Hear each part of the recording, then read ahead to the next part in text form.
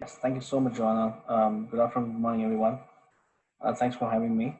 And yes, it is the lockdown and stay-at-home fever which is getting my background up and running there. So thanks again. I'm Samir Pujari. I work with the World Health Organization, and I'm part of the Digital Health and Innovations Department at WHO. Master, can we go to the next slide, please?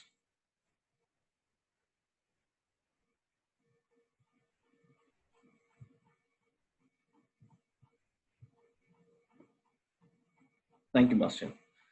Just to give a context of what we are and where we come from, the Digital Health Department was created as a central entity across the organization to be the enabler to work across the three main pillars of WHO's health areas, which is one being universal healthcare coverage, emergencies, and population. And digital health has become as a central theme as part of the science. This is just to set the context of the discussion. Next slide, please, for Bastian. Thank you.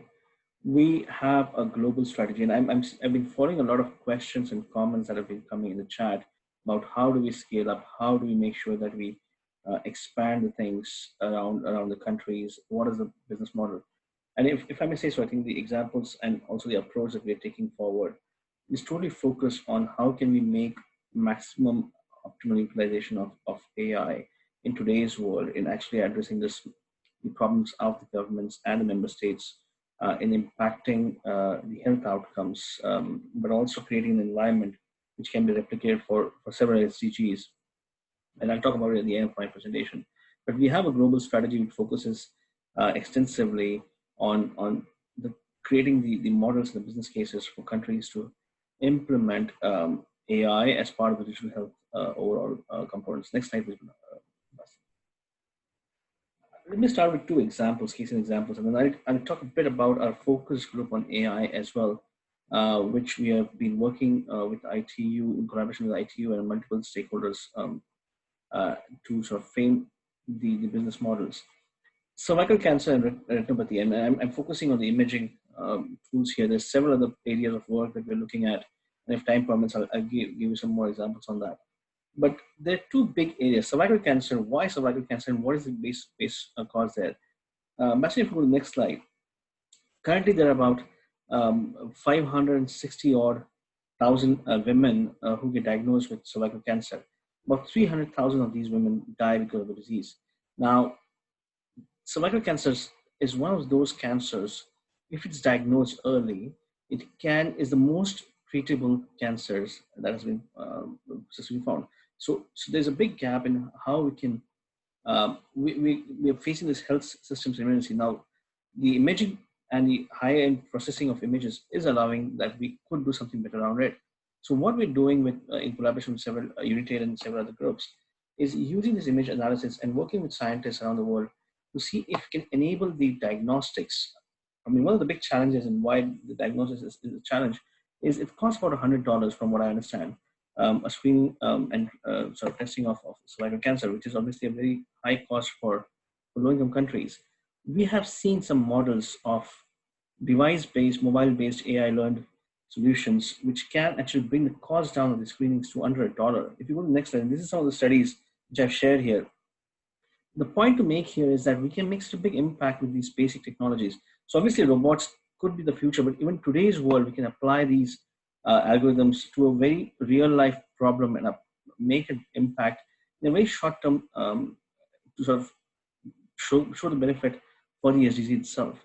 So there is this, and I'm happy to share more details about this, the AV Consortium, which is about looking at, on a simple mobile phone, the images and creating diagnosis and storing images to an additional small piece of device, which then runs the algorithms within itself, and at the spot itself can be the first level of diagnostics to help the early diagnosis of these cancers.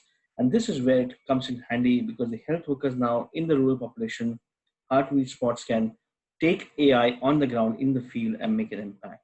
If we go to the next slide, Bastian, please.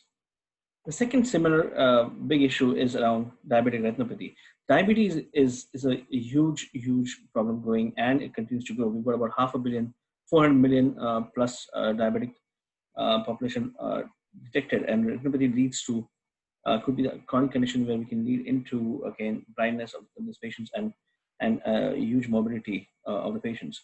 So using, again, the similar technology where simple on the phone devices can be given to health workers who can then take images and provide an extensive model of early detection of diabetic retinopathy in populations who are not aware of this, who are not educated about this, and trigger the initial initial response to this population.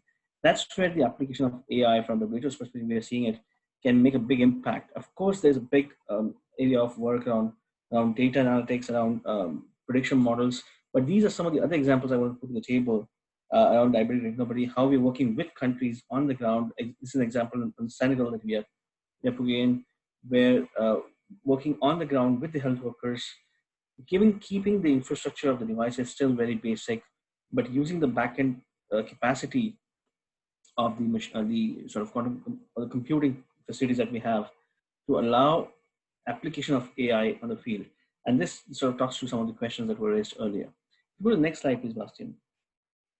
Now, these are some of the examples, and I've spoken about business models here also, because one of the big issues is we can create the solutions which can be open source, which can be market products, but governments need to own them up and make sure these are part of health systems.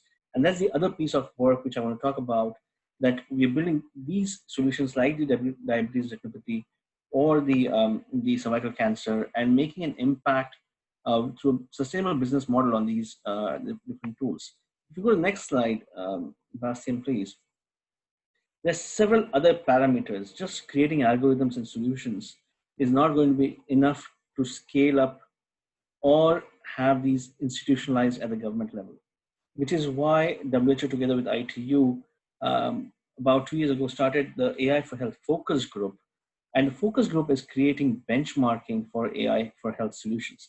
There are different topic groups, and I gave you 2 examples on cervical cancer and on diabetic retinopathy. But if you see at the bottom of this slide, there's several areas where there are evidence coming up. There are good studies coming out. We are trying to assess the evidence behind it, but also trying to benchmark how these solutions can be useful for countries and how they can be scaled up.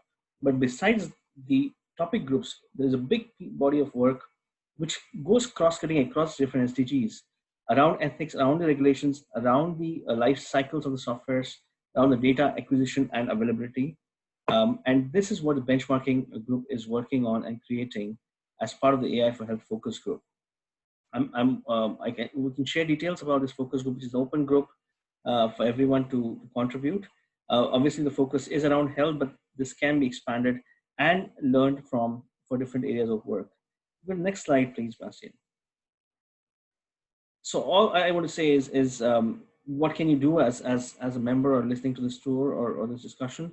Come join in. I mean, if there are questions, if there are specific ideas around AI for Health, if there are specific ways you have put something around in your area of work, please come join us in this focus group.